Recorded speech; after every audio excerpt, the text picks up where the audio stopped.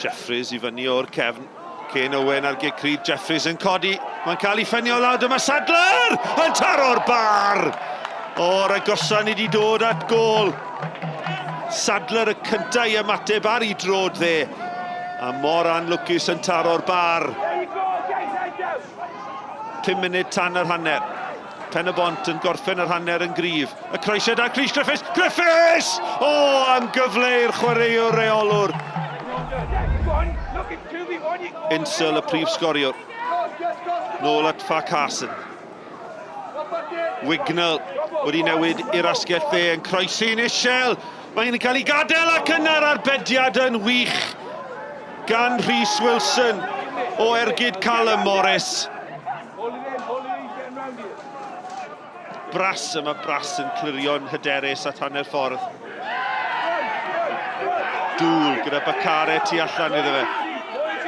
Cefnogwyr Pen-y-bont yn sgrichen am gicrydd yn erbyn Wild. Dyw e ddim yn cael ei ddyfarnu. Bacare at Dŵl. Dŵl yn ei thynnu ddyn ôl at Wild! O, rhwyd ochr i Michael Wild. Cyd chwarae da gan Cei Connah yn y lle cyntaf. Rhys Wilson yn stond ar bel i'r rhwyd ochr.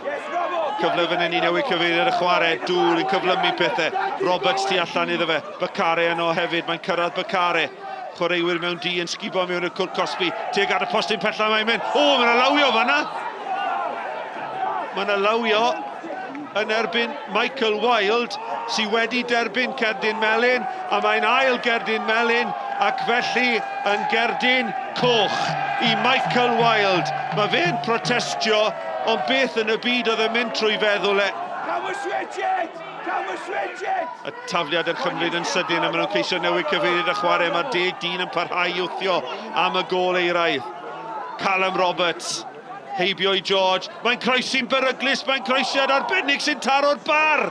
Wel, o bopeth ar ddiwedd y gêm.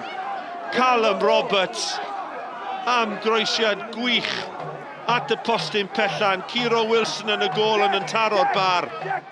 Rhys, a point I'm sure that feels like a win against the team at the top of the Cymru Premier.